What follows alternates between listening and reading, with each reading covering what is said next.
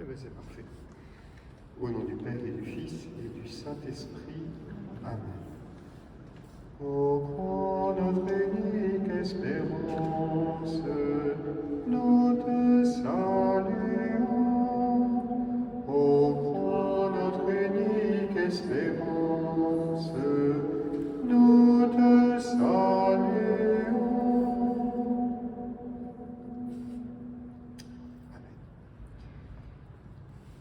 Nous poursuivons la découverte des offices, de la liturgie du Triduum pascal. Le vendredi saint, ce matin, je vous ai parlé des pratiques qui sont liées à cette journée-là. Ce soir, je vais vous parler de l'office. On peut quand même appeler la liturgie, alors même on dit qu'il n'y a plus de liturgie, l'office de la Passion. Donc ce sera uniquement ça fait un seul chapitre pour ce soir, l'office de la Passion. Cette liturgie qui va se déployer, voilà. Je vois quand même que j'ai prévu de ne pas vous parler que de l'office, mais de la journée du vendredi saint, la journée en tant que telle. Voilà, la journée du vendredi saint et ensuite l'office lui-même. Bien sûr, la journée consacrée à la Passion et à la mort du Christ en croix, c'est d'ailleurs pour ça que juste le vendredi saint, et demain ce sera pareil, l'Église sera complètement dans l'obscurité, et comme nous sommes à Sainte-Anne, je vous rappelle, n'oubliez pas, plus belle église de Paris, voilà, qu'il y a Notre-Dame quand même. Mais donc, je crois qu'on peut être fier de la beauté de notre église, de ces décors, et puis ce Christ magnifique, hein, le Christ allongé. Je ne crois pas qu'il y en ait beaucoup comme ça dans les paroisses parisiennes. Je vous suggère, quand vous aurez le temps après la Semaine Sainte, d'aller au Louvre et vous verrez un tableau du XVIIe siècle. Je pense que les frères Moméjean s'en sont inspirés. C'est un tableau de Philippe de Champaigne. Philippe de Champaigne, j'en avais fait la présentation, qui présente le corps du Christ avec comme référence « Nous avons été ensevelis avec le Christ pour vivre d'une vie nouvelle ». Philippe de Champaigne a mis le visage du Christ un peu dans l'obscurité et le corps, au contraire, est assez lumineux. Et la référence qu'il y a, qui est marquée sur le tableau, c'est saint Paul qui dit que le Christ est comme la tête qui est entrée dans la mort pour que nous, le corps, nous ayons la vie. Vous voyez? Alors c'est assez étonnant. C'est pour ça que tout à l'heure, quand on a mis la lampe, la tête était un peu dans l'obscurité, et c'est exactement le tableau de Philippe de Champaigne. Jésus-Christ, la tête est entrée dans la nuit de la mort, et pour que nous, le corps du Christ, eh bien, nous soyons resplendissants de sa résurrection. Voilà. Donc je trouve ça absolument admirable. Je ne sais pas si ça se faisait avant, je sais qu'on avait envisagé ça avec le Père Paul, si c'était une ancienne tradition de mettre la lumière, ou ça nous est venu comme ça, enfin voilà. Donc bref, on le fait, et c'est la seule lumière qu'il y a dans l'Église, voilà, sauf pendant le temps d'enseignement. Voilà, donc prenez le temps de le méditer, de le regarder, et quand vous aurez le temps, allez au Louvre voir ce tableau de Philippe de Champaigne, qui a à peu près la même taille, presque d'un corps humain extraordinaire. Voilà, j'entre à l'explication de ce temps liturgique, le jour du vendredi saint. Alors un peu d'histoire, vous savez que ce que nous vivons aujourd'hui, grâce à la réforme qui a été initiée avant le Concile de Vatican II, déjà dans les années 50, reprend les rites des premiers siècles, l'époque des pères de l'Église. Au IVe siècle, on allait à Jérusalem en procession jusqu'au Cénacle. Le Cénacle, c'est sur le mont Sion, le lieu où on rappelle le dernier repas de Jésus et aussi la Pentecôte, et on vénérait au Cénacle la colonne de la flagellation. Donc on allait vénérer la colonne de la flagellation, et puis on partait à pied au Calvaire, c'est pas excessivement loin. Si vous venez l'été prochain en Terre Sainte, eh bien vous verrez les distances sur place, et vous verrez que c'est un trajet qui n'est pas très long. Et là, on allait au Calvaire, et là, les fidèles adoraient la vraie croix. Jérusalem, au IVe siècle, c'est vraiment le point de départ de toute la liturgie, particulièrement pour la Semaine Sainte. Rome, c'est arrivé un petit peu plus tard, au 7e siècle, donc on a des attestations assez anciennes d'une liturgie bien développée pour la Semaine Sainte. Il y avait une liturgie papale, l'évêque de Rome, le pape, qui présidé cette liturgie. C'était l'après-midi du vendredi saint. On est allé à la basilique Sainte-Croix de Jérusalem. Je ne sais pas si vous connaissez cette basilique qui est en face de Saint-Jean de Latran. Je rappelle, Saint-Jean de Latran, c'est la reine des cathédrales, c'est le lieu le plus important pour nous, presque plus que Saint-Pierre de Rome, parce que c'est la cathédrale de l'évêque de Rome, l'église qui préside à la charité. Voilà. Et Sainte-Croix est un peu en avant, et on allait lire la Passion selon Saint-Jean, comme nous le ferons ce soir. On a retrouvé cette tradition de lire la Passion selon Saint-Jean, et une ample prière universelle. Donc, vous verrez, je reviendrai dessus tout à l'heure, la liturgie à laquelle nous allons participer tout à l'heure reprend ces deux grands moments dans les premiers siècles, à Rome, au 7e siècle déjà, la Passion selon Saint-Jean et une ample prière universelle. Et puis, il y avait dans les paroisses, tout le monde n'allait pas à la liturgie papale, on allait dans les paroisses, une liturgie qui commençait par l'exposition de la croix, se poursuivait par des lectures, donc la Passion selon Saint-Jean. Voilà, tout ça, et nous le connaissons bien à travers des textes et assez bien renseignés. Donc, je vous ai parlé de ce mouvement liturgique qui est né au XIXe siècle dans les monastères bénédictins et qui a abouti à ce que nous connaissons aujourd'hui, cette redécouverte du trésor de l'antique liturgie de l'Église. Je me répète, mais cessons de dire, comme on l'entend trop souvent, la liturgie de Vatican II, c'est on n'a apporté que de la modernité qui ignore le passé, c'est plutôt l'inverse. On a retrouvé le passé, mais davantage, enfin beaucoup celui de l'époque des pères de l'Église et du début du Moyen-Âge, qui a beaucoup marqué les grands auteurs de la réforme liturgique. Et c'est Pie XII, dans les années 50, qui a fait cette réforme de la vigile pascale et qui a revalorisé le vendredi saint. Donc bien avant le concile, 10 ans avant le concile, Pie XII a voulu revaloriser la liturgie de cette semaine sainte et spécialement le vendredi saint. Voilà, ce vendredi saint est un jour sans liturgie. Donc au sens strict, sans liturgie, ça veut dire sans messe. Le mot liturgie, ça renvoie à la messe. En Orient, alors je précise, parce que hier quelqu'un m'a posé la question, l'Orient, c'est l'Orient byzantin, c'est majoritairement les orthodoxes, grecs, arabes, russes, coptes, mais c'est aussi des catholiques, ceux qui sont rattachés au pape de Rome et qui ont la même liturgie. Les Melkites, ils sont catholiques, mais avec la même liturgie que les orthodoxes. Voilà. Donc en Orient, on ne dit pas « je vais à la messe », on dit « je vais à la sainte liturgie ». Donc le terme ancien pour la messe, c'était la liturgie. Un jour sans liturgie, ça veut dire un jour sans messe. Normal, la messe, c'est la célébration de la mort et de la résurrection de Jésus, pas que la mort. Comme je vous le disais hier, la messe ne reproduit pas simplement le jeudi saint, elle reproduit le jeudi saint, la mort et la résurrection. Nous rappelons ta mort, nous célébrons ta résurrection, nous attendons ta venue dans la gloire. Ne l'oublions pas. Parce qu'on ne fait pas un mime du jeudi saint. Voilà. La liturgie, il y a une autre manière de dire les choses, la liturgie, c'est la prière de l'Église, le corps mystique du Christ ressuscité. Nous sommes le corps du Christ et nous sommes ressuscités avec le Christ. Quand nous célébrons la liturgie, c'est le corps ressuscité du Christ qui offre à Dieu la louange. Donc le vendredi saint, il n'y a pas de liturgie, au sens strict. Jour de pénitence, ça j'en ai parlé, de deuil, ce n'est pas pour autant un jour d'abattement, il s'agit d'aller dans la prière, dans la contemplation, un jour qui a une tonalité contemplative. Notre attention spirituelle se porte sur Jésus crucifié. C'est Saint Jean qui nous y invite.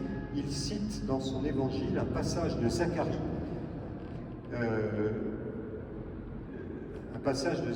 que Saint Jean, auquel il pense quand il voit la croix. Il regarde Jésus, Jean était au pied de la croix, et voyant le côté ouvert de Jésus et l'eau et le sang qui en jaillissent, il cite ce passage de Zacharie, « Ils lèveront les yeux vers celui qu'ils ont transpercé. » Ils lèveront les yeux vers celui qu'ils ont transpercé. Ça, c'est un passage qui est très très important. Lever les yeux vers celui qu'ils ont transpercé. j'ouvre une parenthèse, partie de la manière de parler, j'ouvre beaucoup de parenthèses, mais c'est une parenthèse qui est importante. Vous vous souvenez des chants du serviteur, je vous en ai parlé hier, et nous entendrons encore ce soir le chant du serviteur. Le serviteur de Dieu, qui est un personnage important, qui accomplit la mission de salut, d'apporter la lumière aux nations, il n'est pas accueilli, donc il se met à souffrir, il souffre. Ils m'ont arraché la barbe, ils m'ont craché au visage. On a eu cette lecture aussi, dimanche dernier. Donc le serviteur, et nous aurons la lecture ce soir, le serviteur est tellement rejeté qu'il finit par être identifié au pécheur. Et il va être transpercé à cause de nos crimes. Et on va dire, regardez, c'est lui le coupable, voilà, il est coupable. Alors qu'en réalité, il n'était pas coupable, il portait nos péchés. Et parce qu'il reste dans la justice, dans l'intercession, dans la supplication, dans le don de lui-même, il vient nous apporter la justice véritable, en rendant non pas la violence à la violence, mais en rendant le pardon, en rendant l'amour. Voilà. Donc toute cette méditation, nous la connaissons bien. Mais ça, c'est ce que fait le serviteur. Donc c'est ce que Jésus a fait. C'est pas pour autant que tout le monde s'est converti. Jésus a sauvé le monde, Jésus a sauvé les pécheurs. Mais le monde l'ignore la plupart du temps.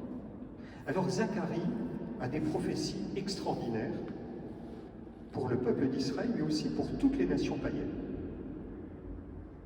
C'est Zacharie qui rapporte ce moment où un jour viendra où les païens prendront les Juifs par le bord de leur manteau en disant « Conduisez-nous à Jérusalem, nous aussi, nous voulons connaître le Dieu d'Israël. » Donc, une prophétie qui s'adresse aux nations. Et là, Zacharie va dire, alors je court-circuite les passages bibliques qu'il faudrait citer, mais je n'ai pas le temps de le faire, il dit « Viendra un moment où ils lèveront les yeux sur celui qu'ils ont transpercé, donc le serviteur d'Isaïe qui portait nos fautes et nous estimons qu'il était condamné parce qu'il était coupable. Et ils lèveront les yeux vers celui qu'ils auront transpercé en prenant conscience de sa justice, et Dieu fera naître en eux un esprit de prière et de supplication. Dieu fera naître en eux un esprit de prière et de supplication. Brusquement, ils se rendront compte que le juste a été tué injustement et qu'il nous a apporté la justice comme une source de grâce. Je franchis les grandes étapes. Cette prophétie est essentielle. Essentielle. D'abord parce qu'elle nous dit que Jésus est le juste, justifie, mais que grâce à l'action du Seigneur, un jour, les yeux des nations, des pécheurs que nous sommes, s'ouvriront. Qu'est-ce qui se passe le jour de la Pentecôte? Il y a l'Esprit Saint qui arrive. Là, je crois que tout le monde est d'accord, les flammes de feu, la Pentecôte. Les apôtres, pleins d'assurance, sortent et annoncent: celui que vous avez crucifié, maintenant il est ressuscité. La foule écoute Saint Pierre qui prêche. C'est la première évangélisation de rue. Place d'Italie, c'était à Jérusalem. Et d'entendre ce que Pierre dit à propos du juste qui a été mis à mort et qui est ressuscité, ils eurent le cœur transpercé à leur tour, comme Jésus qui a eu le cœur transpercé. Ils eurent le cœur brisé et ils dirent: que devons-nous faire? Recevez le baptême, frères. Vous voyez, Jésus a laissé son cœur brisé à cause de nos fautes, et finalement, l'œuvre de Dieu est accomplie, est aboutie quand, à notre tour, nous avons le cœur brisé, broyé, comme dit le psaume 50. Un cœur brisé et broyé. Seigneur, tu regardes le cœur transpercé, le cœur brisé, broyé, à qui tu donnes ton Esprit Saint. Voyez? Donc, Jésus, du cœur de Jésus, vient une source de grâce et de supplication. Voilà. Donc l'aboutissement, c'est quand nous, devant la croix de Jésus, avec son cœur ouvert, nous avons, nous aussi, le cœur qui brusquement s'ouvre en disant: Seigneur, tu as fait ça pour moi. Finalement, ce péché, le mal dont j'accablais le juste, finalement, c'est moi qui en suis à l'origine.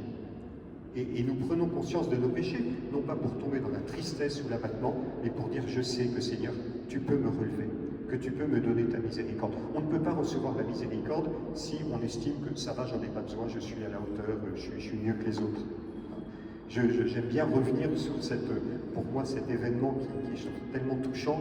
René Girard, le philosophe, c'est une des raisons de sa conversion. Il a beaucoup étudié la littérature, l'anthropologie, et il a dit, mais le propre du christianisme, c'est que le Christ, alors que partout on essaye de trouver les coupables, Jésus, lui, ne pointe pas les coupables du doigt. Il ne désigne pas la catégorie des hommes coupables. Il prend sur lui les péchés des hommes pour nous en libérer. Sans ça, on s'en sortira jamais. Donc le mal, je ne le vois pas chez les autres. Je commence d'abord par le voir au fond de moi. Et j'ai le cœur brisé, et je n'en suis pas accablé de désespoir, mais au contraire, je rentre dans l'humilité en disant, Seigneur, je sais que tu peux me donner un cœur nouveau, un cœur pur. Les foules de Jérusalem, ils entendent Pierre qui prêche, et ils eurent le cœur brisé. Croyez, comme le psaume 50. Alors là, le Seigneur au ciel, il se dit, ça y est, Jésus, mission accomplie. Voilà, c'est l'Esprit Saint, touche les cœurs. Et nous, on regarde la croix. Voilà, on regarde la croix, ils lèveront les yeux vers celui qu'ils ont transpercé. Je vais citer un passage du pape Benoît XVI, qui écrit toujours de façon tellement limpide et profonde. Voilà. Je cite. Nous aussi, le vendredi saint, nous voulons réellement tourner notre regard vers le cœur transpercé du Rédempteur, dans lequel, écrit saint Paul, sont cachés tous les trésors de la sagesse et de la connaissance, ou plus encore habite la plénitude de la divinité.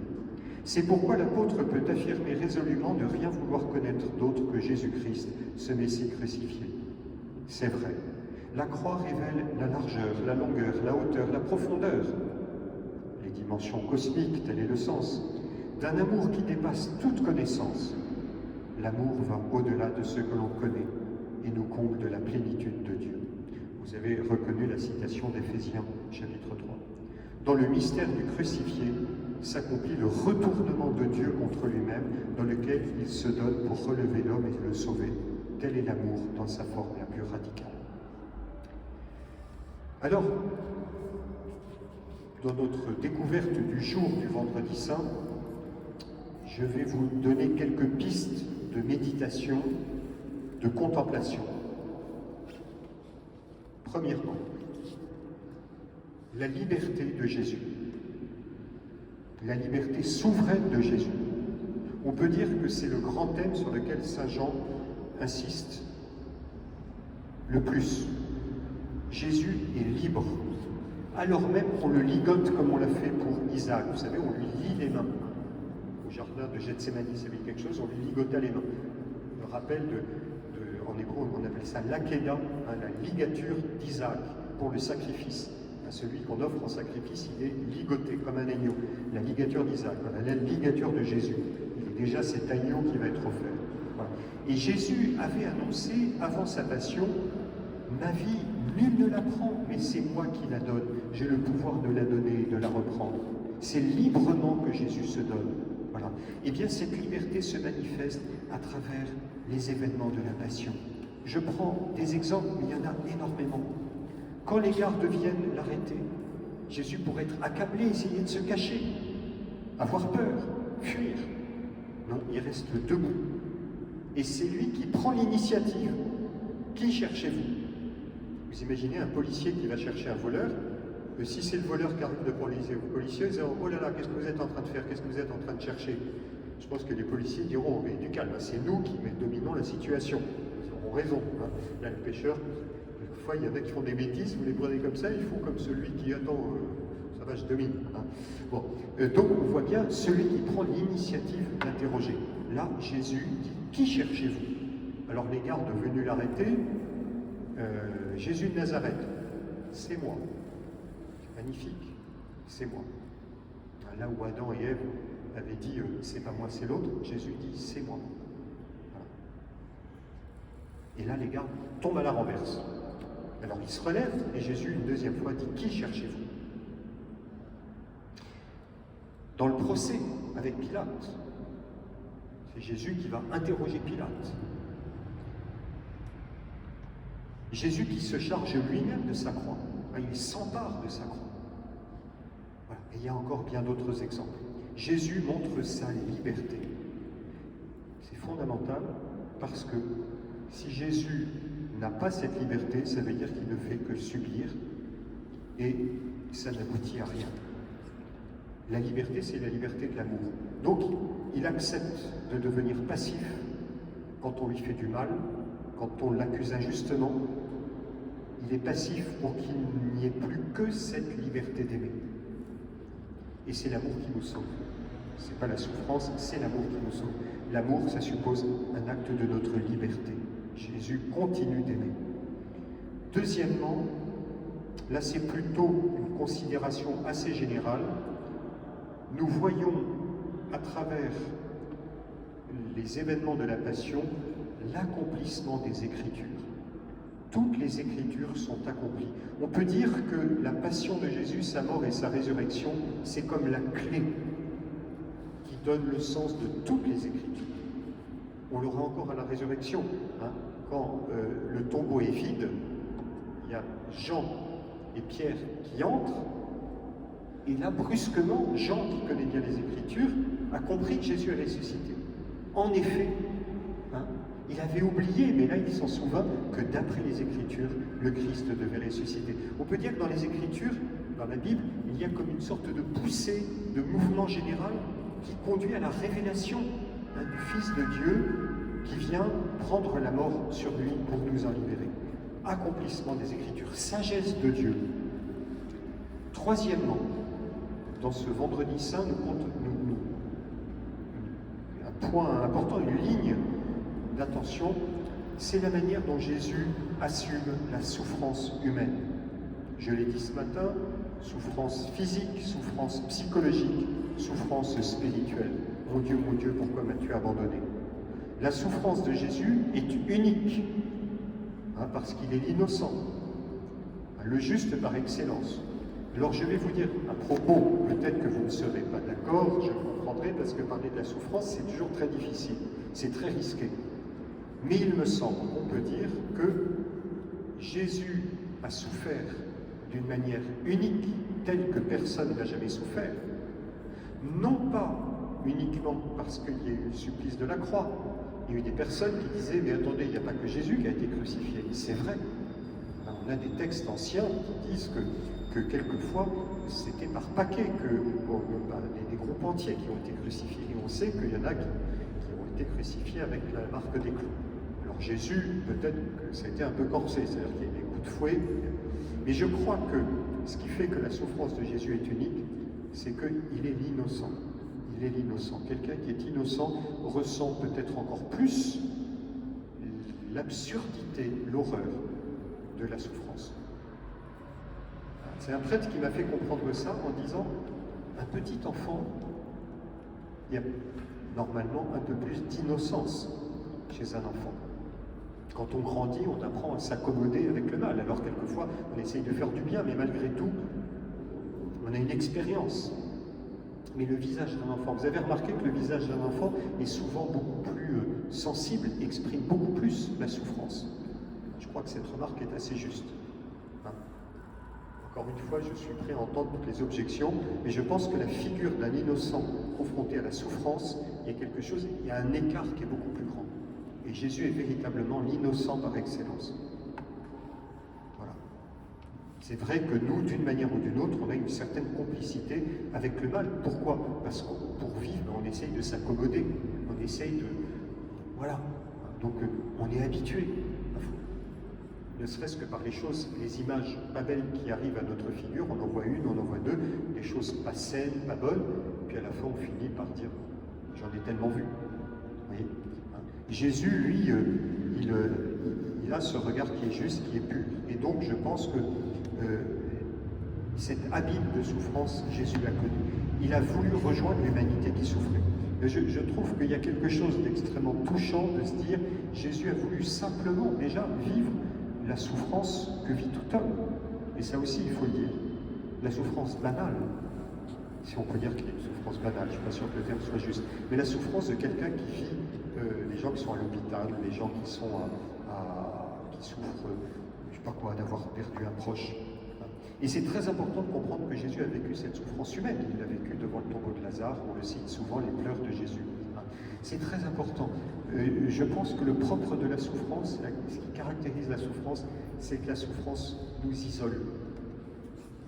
Non pas qu'on a envie de se couper des autres, mais parce que je pense que la souffrance est une expérience intime, difficile à communiquer, et que les autres ne nous comprennent pas toujours. Et donc, la tentation de la souffrance, c'est de se sentir, voilà, je suis seul, et qu'est-ce qui me permettra de sortir de la souffrance? Je pense que c'est Marie de Henzel qui dit, à propos des agonisants, elle dit quelquefois, il ne demande rien d'autre que de prendre la main de quelqu'un. Elle avait beaucoup développé ça. Prendre la main, sortir de la souffrance simplement parce que quelqu'un est à côté de nous pour sortir de la solitude. Voilà. Mais je pense que, voilà, méditer sur la manière dont Jésus rejoint tout homme dans son expérience de la souffrance. Je ne suis plus seul. Le sacrement des malades, qui nous dit, ben voilà, l'Église montre sa sollicitude pour que tu sortes, que tu te rendes bien compte combien Jésus a voulu se rendre proche de toi. Voilà. Quatrième point, je rappelle les trois premiers: liberté, accomplissement des Écritures, la souffrance assumée, le caractère définitif de ce qui se joue, total. J'en ai parlé déjà ce matin. Jésus nous a aimés jusqu'au bout. Jean 13, verset 1. C'est dans la mort que Jésus nous dit tout son amour, à tel point que même dans la passivité, on va voir toute cette vie donnée dans l'amour. J'ai retrouvé ce passage que je vous avais déjà cité quand je faisais ce topo il y a 6 ans, et je ne résiste pas au plaisir de vous le citer encore aujourd'hui. C'est un passage de Jean-Sébastien Bach, en fait plutôt d'un certain Brox, je ne suis pas sûr que vous le connaissiez, qui a écrit les paroles de la Passion selon Saint Jean. Je pense que tout le monde connaît la Passion selon Saint Jean. Et comme je disais ce matin, Bach est souvent dans le protestantisme. Il y a cette sensibilité très forte à la passion, à la mort de Jésus et sa résurrection. Chez les artistes protestants, souvent, ça prend une intensité dramatique assez extraordinaire. Et donc, il y a cet air de Bach dans la Passion selon Saint Jean, Mein teurer Heiland. Je ne sais pas s'il y a des germanistes parmi nous. Est-ce qu'il y a des germanistes? Non? Personne qui parle allemand? Pas la langue qu'on parle le plus. Mein teurer Heiland, lass dir fragen. Da du nimmer ans Kreuz geschlagen. Mon cher Sauveur. Donc c'est après la mort de Jésus. C'est après la mort de Jésus. Jésus est déposé sur la pierre du tombeau. Il est déposé sur la pierre du tombeau. Voilà. Et là, Jean-Sébastien Bach, enfin le croyant, regarde Jésus dans la mort. Dans le style un peu dramatique et voilà, mais très touchant du XVIIe siècle, XVIIIe pour Bach. Mon cher Sauveur, laisse-toi interroger, maintenant que tu es cloué sur la croix. Donc là, c'est encore sur Jésus encore crucifié. Jésus est crucifié. Mon cher Sauveur, laisse-toi interroger maintenant que tu es cloué sur la croix et que tu as dit « tout est accompli ». Suis-je délivré de la mort? Puis-je, grâce à ton supplice et à ta mort, hériter du royaume des cieux? C'est vraiment les questions inquiètes de Luther et Calvin. Est-ce que je suis sauvé? Que les catholiques partageaient aussi, mais toujours avec une sorte d'optimisme catholique. Mais là, il y a quelque chose de très fort. Voilà, je voulais vous partager. Puis-je, grâce à ton supplice et à ta mort, hériter du royaume des cieux? Est cela la rédemption pour le monde entier? Certes, la douleur t'empêche de parler, pourtant, tu baisses la tête et dis en silence « oui ». Extraordinaire. Le signe, voilà, est-ce véritablement mon salut? Pose la question. Voilà. Puis-je, grâce à ton supplice et à ta mort, hériter du royaume des cieux? Alors c'est sûr qu'au XXe siècle, on ne dira pas c'est grâce au supplice et à la mort. Là, on est dans la sensibilité un peu 16e, 17e siècle, à la souffrance. Voilà. Mais il y a quelque chose d'assez vertical, mais d'assez noble, je trouve, voilà, protestantisme des origines. Voilà. Puis-je, grâce à ton supplice et à ta mort, hériter du royaume de cieux? Est-ce là la rédemption pour le monde entier? Donc c'est très beau parce que c'est le salut pour tous les hommes qui attendent le salut. Et là, le croyant, Jean-Sébastien Bach, regarde Jésus sur la croix. Certes, la douleur t'empêche de parler. Pourtant, tu baisses la tête et en silence, et dis en silence, oui. Il y a une parole chez Saint Jean, c'est chez Saint Paul, deuxième aux Corinthiens, je voudrais vous la citer, parce que c'est ça. Le Fils de Dieu, le Christ Jésus, que nous avons annoncé parmi vous, n'a pas été oui et non. Il n'a été que oui. Même dans son silence, Jésus est celui qui dit oui à son Père, qui adhère au projet du Père. Le voilà, le salut.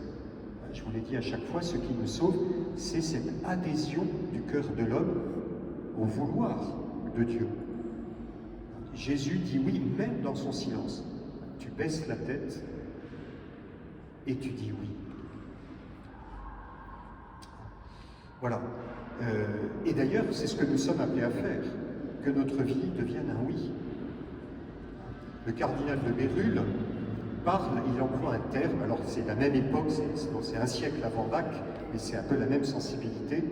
Il emploie un mot qui est celui de l'adhérence. Bérulle, c'était le roi de la contemplation, on contemple Jésus dans ses états, ses mystères, et il dit, à la fin, quand j'ai contemplé, j'adhère, je consens. Nous disons oui, comme Jésus a dit oui. Voilà, nous voyons, c'est la totalité de ce don de Jésus qui se donne dans l'amour. Enfin, le salut qui est en train de s'accomplir. La vie est déjà en train de poindre. Jésus, d'ailleurs c'est un détail de Saint Jean assez étonnant, j'espère avoir l'occasion de vous reparler de l'évangile de Saint Jean. Il y a un détail étonnant chez Saint Jean. Normalement, quand quelqu'un meurt, ça je sais que j'avais déjà expliqué ça, et j'ai eu une explication de l'une d'entre vous, médecin. La tête de Jésus s'abaisse, et là, il livre l'esprit. Pour moi, il y a le dernier souffle, et ensuite la tête s'abaisse. Chez Saint Jean, la tête s'abaisse, c'est la mort, et comme au-delà de la mort, il y a toujours un au-delà avec Jésus, il y a cet au-delà, il donne l'esprit de vie. Voilà. Donc il y a vraiment cette espérance, au-delà de la mort de Jésus, il y a le don de la vie. La vie est déjà en train de poindre. Le salut est en train de s'accomplir. Alors, l'office de la passion, nourri de cette réflexion que nous avons en levant nos yeux vers celui que nous avons transpercé, en comprenant bien que Jésus est dans le silence en train de dire oui, et donc de nous tracer un chemin de vie, un chemin d'espérance. Mais ça, il faut le voir, l'espérance. Parce que si on n'a pas le regard de foi, on dira c'est juste un homme qui a été condamné comme des milliers d'autres, mais il n'y a rien au-delà. Alors notre regard de foi, c'est de voir que Jésus est dans cette telle adhésion au vouloir du Père, et ses bras ouverts sur toute l'humanité, avec les deux larrons à gauche et à droite, qu'on se dit oui, c'est vraiment le salut qui est en train de s'accomplir. L'office de la Passion. La célébration de l'office de la Passion, telle qu'elle se présente depuis la réforme de Pie XII, est constituée de 3 grandes parties. La première, c'est la liturgie de la parole, qui se compose elle-même de 2 parties. Je vais détailler ça tout à l'heure. Les lectures et l'intercession, la grande intercession. Ensuite, il y a la vénération de la croix. Et enfin, la communion. Cette célébration, je n'ose pas dire liturgie, puisque j'ai dit tout à l'heure qu'il n'y avait pas de liturgie, cette grande célébration se déroule dans l'église obscure, complètement obscure. Alors, comme il y a une dimension pastorale, il faut pouvoir lire les textes, on mettra quand même un peu de lumière. Mais toute la subtilité, et je pense que Dominique connaît par cœur comment il faut mettre les lumières, celles qu'on met, celles qu'on ne met pas. Parce qu'on met la lumière, mais on veut garder l'idée qu'il n'y ait pas toutes les lumières. Alors je sais que chaque année on essaye, puis on dit ah ben non, c'était pas comme ça qu'il fallait faire. On essaye, voilà. Si on met toutes les lumières, c'est comme chaque dimanche, on ne peut pas laisser dans l'obscurité totale. On essaye, voilà. Mais voyez bien la signification. L'autel est dépouillé, parce que l'autel c'est le lieu de la liturgie, il n'y a pas de liturgie.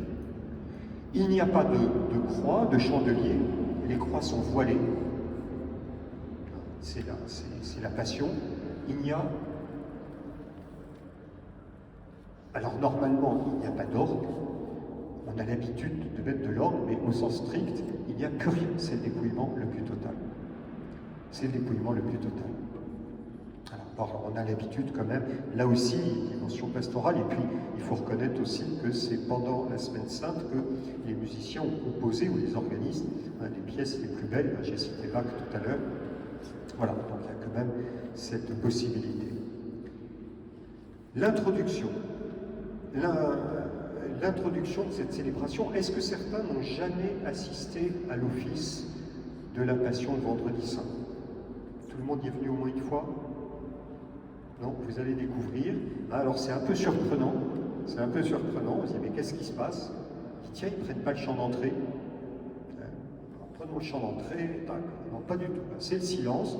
Donc la procession s'avance, les ministres ordonnés et les clercs, les servants d'autel, les servants d'assemblée, tout le monde arrive devant l'autel et les prêtres et diacres se prosternent au sol comme au jour de leur ordination. Alors ça peut paraître spectaculaire, tout pas habituel, on s'allonge comme ça. Pourquoi faisons-nous cela? Parce que le jour de l'ordination, il y a cette sorte de mort, enfin de renoncement à soi pour laisser la place au Christ. On devient ministre, pas forcément au sens de monsieur le ministre de la Culture ou le ministre de l'Intérieur. Ministre, ça veut dire serviteur. Et on est serviteur de quelque chose qui est tellement plus grand que nous nous laissons habiter, saisir par le Christ. Et le jour de l'ordination, on est complètement allongé pour être totalement remis dans les mains de Dieu, pour être au service de ce ministère. Service pour le diacre, de l'Eucharistie, pour le prêtre, etc. Voilà. Donc, on est allongé pendant quelques instants de prière.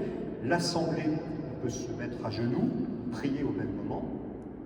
Voilà, on prie en silence, et puis on se relève. Toujours en silence, on arrive au cœur, il n'y a pas de vénération de l'autel, et il y a immédiatement l'oraison. Sans introduction. C'est tout. C'est le dépouillement le plus total.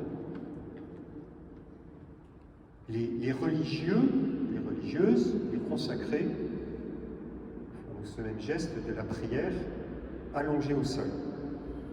C'est encore plus marqué chez les religieux à l'idée de la mort, pour être totalement consacré au Seigneur. Mais là, le vendredi saint, c'est les prêtres et diacres et les évêques, évidemment. Ensuite, les lectures. Nous entendons le poème du serviteur, Isaïe 53, je ne reviens pas dessus, j'en ai parlé plusieurs fois. Les chants du serviteur, ça veut dire quelque chose. Isaïe 53, ça devient la référence, une référence qu'on connaît bien, avec tellement de prophéties du Christ. Si vous voulez avoir un temps de méditation d'ici demain soir, ou même ce soir, en attendant l'office, vous sortez votre Bible et vous lisez Isaïe 53. Vous méditez sur Isaïe chapitre 53. Ça se termine d'ailleurs à la fin du chapitre 52. 52, verset 13, je crois, jusqu'à 53 et tout 53. C'est vraiment une méditation extraordinaire. Jésus devait avoir ce passage présent à son esprit, les évangélistes aussi. Et on voit cette prophétie, comment le serviteur donne sa vie pour les multitudes. Le psaume 30, que Jésus a repris au moment de sa crucifixion, avec cette prière tellement belle, entre tes mains, je remets mon esprit. On prend à l'office des complis. Entre tes mains, je remets mon esprit. Moi, ça me réjouit beaucoup de chanter les complis le soir. C'est une prière pleine de confiance. Jésus qui parle de la mort comme d'un sommeil, parce que dans la paix je me couche et je m'endors, car tu me donnes d'habiter, Seigneur, seul dans la confiance. Ça, c'est le psaume 4. Le psaume 30, c'est entre tes mains, je remets mon esprit.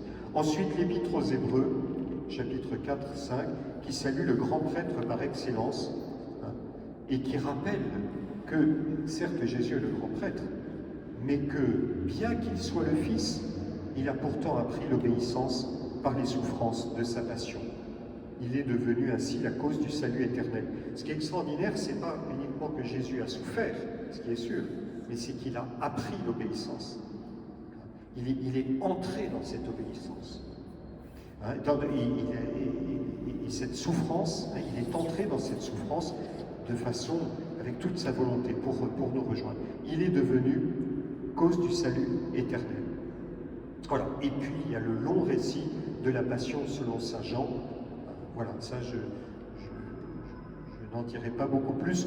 Vous remarquerez juste que chez saint Jean, comme nous l'évoquions déjà hier, il n'y a pas le récit de la scène, et puis la comparution devant le Sanhédrin est, je pense, tout juste évoquée, parce que Jésus a déjà eu ce dialogue avec les grands prêtres dans l'Évangile. Vous savez que l'Évangile de saint Jean est construit comme une sorte de grand procès de Jésus.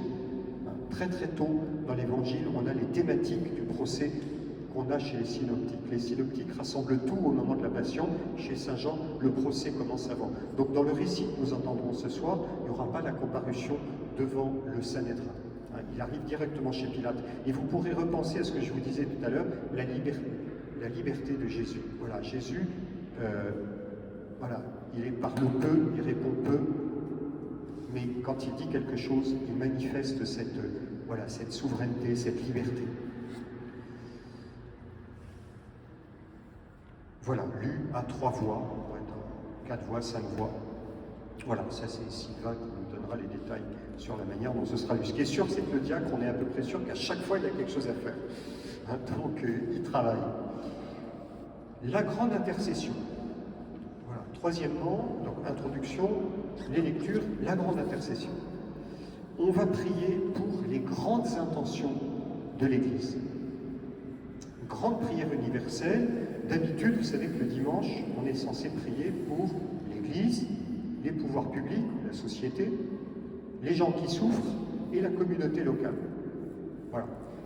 Là, le vendredi saint, c'est des grandes intercessions où on a l'impression que l'Église veut embrasser toute la vie du monde.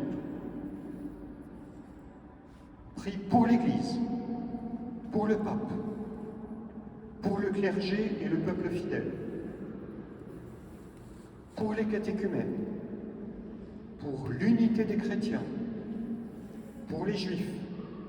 La fameuse prière qui a tant fait parler d'elle, quand on priait autrefois pour les juifs perfides. Le mot voulait dire perfidem, c'est-à-dire ceux qui n'ont pas la vraie foi. C'est devenu un terme très négatif. Alors on a fini par arrêter. Maintenant on dit pour ceux avec qui Dieu a fait l'alliance en premier. Pour ceux qui ne croient pas en Jésus-Christ, pour ceux qui ne croient pas en Dieu, pour les pouvoirs publics, pour les hommes dans l'épreuve. C'est véritablement l'Église qui intercède, qui prie pour le monde. C'est un chrétien vis-à-vis du monde, c'est pas quelqu'un qui dit franchement le monde n'est pas chrétien, franchement le monde ne va pas bien, franchement les gens ne sont pas, ils font pas ce qu'il faut, franchement il n'y a plus de morale, franchement rien ne va plus, franchement il y a cette violence, moi j'en ai assez. Les chrétiens, ce sont des gens qui font comme le Christ, qui intercèdent, qui prient pour le monde, qui aiment le monde, qui n'aiment pas ce qui est laid. Il ne s'agit pas de dire que la guerre, les mensonges, il y a plein de choses qui ne sont pas belles, on est d'accord. Mais l'intercession est vraiment centrale dans la vie de l'Église. Et c'est pas facile, parce que je vois beaucoup, puis peut-être que j'ai quelquefois les mêmes sentiments, on peut dire franchement, il y en a assez, il y a plein de trucs qui ne vont pas. C'est un peu décourageant. Voilà. Mais le vendredi saint nous dit non. Au moment le plus important, on intercède, on prie pour le monde. Jésus, dans l'Épître aux Hébreux, est présenté comme le grand prêtre de notre salut éternel, hein, qui offre sa vie pour le monde. L'Épître aux Hébreux, il intercède pour les pécheurs. Hébreux 7, 25. Il prie pour l'Église. Simon, j'ai prié pour toi. C'est fou de se dire, Jésus, Fils de Dieu, il prie pour nous. Ça veut dire, il nous présente devant le Père. Et puis, j'aime bien cette image, souvent que relèvent les auteurs spirituels. Jésus, les bras étendus sur la croix, il a les bras levés comme le prêtre qui intercède dans l'Ancien Testament, avant le rituel au temple de Jérusalem. Le bras et le Père, d'ailleurs, on a gardé ce rite, d'élever les mains pour intercéder. On lève les mains vers le ciel. Jésus, les bras étendus sur la croix, c'est vraiment le grand prêtre qui intercède pour le salut du monde. Voilà, alors ces 10 intentions se succèdent. Le diacre invite à prier en se mettant à genoux. Alors je ne sais pas s'il y aura la forme chantée, hein, à genoux. Voilà, d'abord le diacre dit « Prions mes frères pour telle intention ». À genoux, alors on se met à genoux si on a mal au genou, si on s'incline, tout juste. Mais voilà, on marque cette prière, levons-nous. Voilà. Et là, le prêtre dit la prière. Alors c'est très intéressant, j'en profite pour dire un petit mot sur le rapport entre le diacre et le prêtre. Vous savez que normalement la prière universelle à la messe le dimanche, ça devrait être le diacre qui devrait la dire. Alors maintenant on demande aux fidèles, parce que ça permet aux fidèles d'être intégrés, n'hésitez pas à rentrer, hein, et ça permet aux fidèles d'être intégrés. Mais au sens strict, c'est le diacre. Et quelle est la forme de la prière? C'est pas « nous te prions Seigneur pour », c'est un peu différent. Prions pour telle intention. Prions le Seigneur. Ça veut dire le rôle du diacre ou du laïc qui dit les intentions, il dit « vous tous qui m'écoutez, prions pour telle intention ». Alors à Sainte-Anne, on a cette habitude qui est plutôt rare, mais je pense que c'est le Père Gagé qui l'avait mis à Saint-Germain-des-Prés, qui l'a fait venir ici, et je trouve ça assez beau, c'est du silence. On garde le silence. Prions pour, voilà, comme on fait chaque dimanche. Vous savez, il y a le silence. Puis après, on prend une autre intention. Prions pour telle intention. Ça veut dire que ça prie dans notre cœur à ce moment-là. Et à la fin, le prêtre qui préside, donc le rôle sacerdotal, c'est d'intercéder, de faire monter la prière vers Dieu. Dieu éternel et tout-puissant entend les prières que nous t'adressons. Que le diacre, grâce à l'invitation du diacre, en fait le diacre invite à prier et l'assemblée prie. C'est donc la prière de toute l'assemblée. Alors paradoxalement, le fait de dire « nous te prions Seigneur pour », ça pourrait priver l'assemblée de cette prière. Ben, les gens ils écoutent quelqu'un qui est en train de prier. Alors que si le diacre dit « prions le Seigneur pour telle intention », c'est une invitation pour que toute l'assemblée fasse monter cette prière. C'est dans le silence, et si on le mettait en musique, ça ferait beaucoup de bruit. Vous voyez ce que je veux dire? C'est un rapport qui est très beau hein, quand on le comprend dans la liturgie. Ben, Jésus est ce grand prêtre, voilà, qui intercède, et c'est ce que nous allons évoquer ce soir. Voilà, et puis on va terminer avec la vénération de la croix. Hein, les fidèles s'associent à la douleur du Christ crucifié. Hein, vous savez que le rite d'embrasser la croix, ça a été Égérie en parle au IVe siècle à Jérusalem. Hein, on vénérait le bois authentique de la croix qui était contenu dans un coffret d'argent doré. Alors, il paraît qu'on a fini par arrêter de mettre à la vénération des fidèles le bois authentique de la croix que sainte Hélène a retrouvé. Parce que vous savez comment faisaient les fidèles, hein, évidemment, c'était le bois de la vraie croix. Donc, au lieu d'embrasser, avec leurs dents, hein, ils récupéraient des morceaux. Et donc, on a été obligés, hein, c'est ce que racontent des auteurs chrétiens des premiers siècles, donc ils ont fini par dire, on arrête, ou ils ont dû mettre une vitre dessus, je ne sais pas comment ils se sont débrouillés, donc on a fini par arrêter. Voilà, mais la vénération de la croix. On n'est pas tellement habitué chez les latins, les catholiques latins, à embrasser comme ça. Hein, on est plus à distance.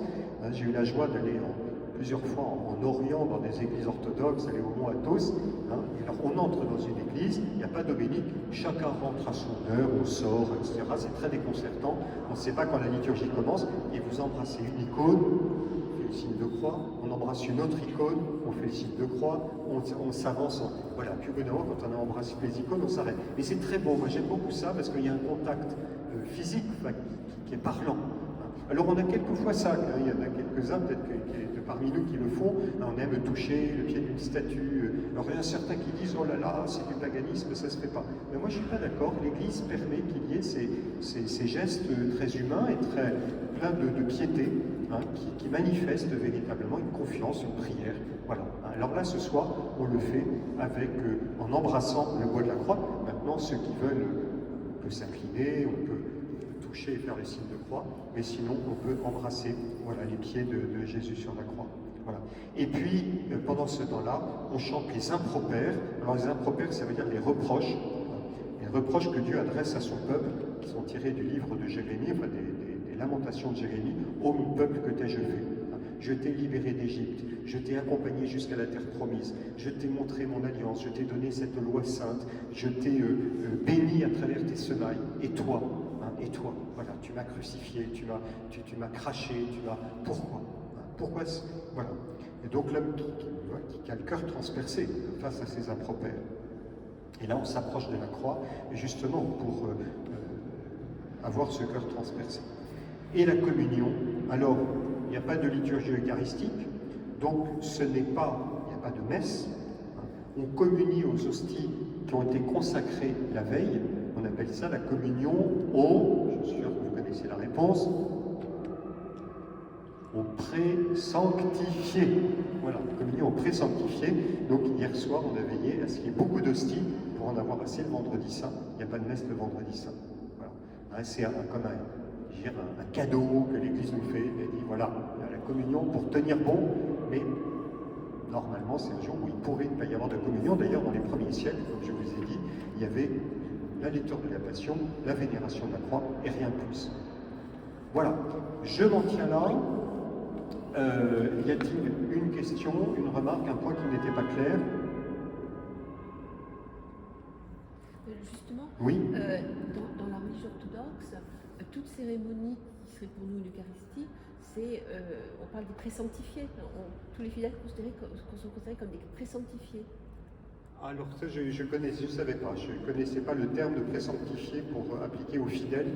En tout cas, je sais que dans les liturgies latines, ce qu'on appelle les présanctifiés, c'est les hosties qui ont été consacrées la veille, parce qu'aujourd'hui, évidemment, il n'y a pas de messe. Et puis, la tradition antique de l'Église, c'est de penser toujours aux malades. C'est d'ailleurs l'origine de nos tabernacles, c'est d'avoir une réserve toujours pour les malades et ceux qui sont au bord de la mort. Ça, c'est très important. C'était le souci de... Sur trois catégories, il y a les fidèles, les malades, et puis une parcelle pour l'évêque, pour marquer le lien avec l'évêque. Oui?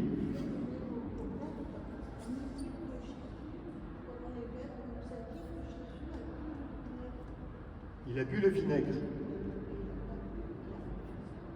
Alors, il y a deux choses.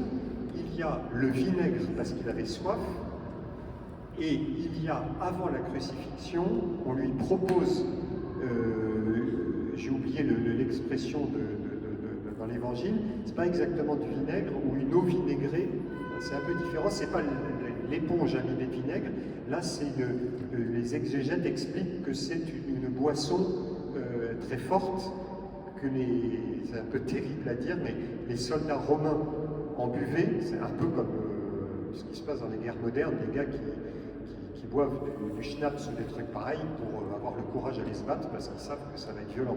Voilà. Donc c'était face à la souffrance.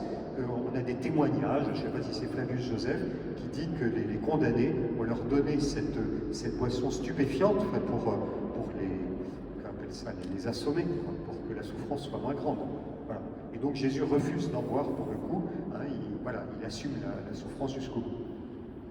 C'est assez terrible comme détail, mais je sais que c'est renseigné historiquement, cette boisson que les soldats romains utilisaient quand ils allaient se battre et qu'on donnait aux condamnés pour que les... Voilà. Pour le coup, ça, il faut reprendre l'évangile, mais le vinaigre, on lui donne du vinaigre à boire. Et là, c'est l'accomplissement de la prophétie. Ils m'ont donné, pour toute boisson, ils m'ont donné du vinaigre. Et donc, là, autant la première boisson, c'est un geste de miséricorde pour atténuer les souffrances du condamné, autant la deuxième, c'est une dérision terrible. Il a soif, on va lui donner du vinaigre. Voilà. Eh bien, chers amis, il n'y a pas de frustration, sinon vous n'hésitez pas. Oui. De la vénération du bois de la croix, tout ça, et des gestes que les gens font, on peut penser que c'est un folklore, mais ce n'est pas un folklore. Tout à fait. C'est le sourire de la religion. Voilà, exact, un sourire, bravo, je suis tout à fait d'accord avec cette manière de présenter les choses. Voilà, et je suis tout à fait d'accord, c'est-à-dire que l'Église catholique a toujours voulu permettre aux gens, selon leur tradition, leur coutume, leur sensibilité, d'exprimer leur foi. Et il y a 1000 manières de l'exprimer. Voilà. Pour ça qu'il y a eu, par exemple, les fontaines qu'il y avait beaucoup en Bretagne, chez des rites qui étaient celtes, païens, je ne sais pas quoi. L'Église aurait pu dire tout ça, il faut le casser. Ça a été fait dans pas mal d'endroits. Mais dans bien d'autres endroits, on a repris des sources, des choses comme ça, que les gens avaient l'occasion de vénérer, en voyant qu'il y a un acte de foi qui pouvait être posé. Donc, en effet, il y a ce sourire de l'Église qui veut accompagner plutôt qu'interdire. Maintenant, il faut qu'il y ait une purification, parce que si quelqu'un pose un geste en disant c'est un peu magique, et ça devrait marcher, alors là, c'est pas bon. Mais si ça permet d'exprimer une foi confiante, tendre, tant mieux. Donc, moi, j'aime beaucoup ce rite, en effet, ce sourire, en effet, que vous avez bien raison. Voilà, eh bien, bonne méditation, bel office de la croix. Voilà, et rendez-vous pour ce qui concerne les enseignements demain matin. L'office des ténèbres est à 9h, et 3 quarts d'heure après, ce sera le 5e enseignement.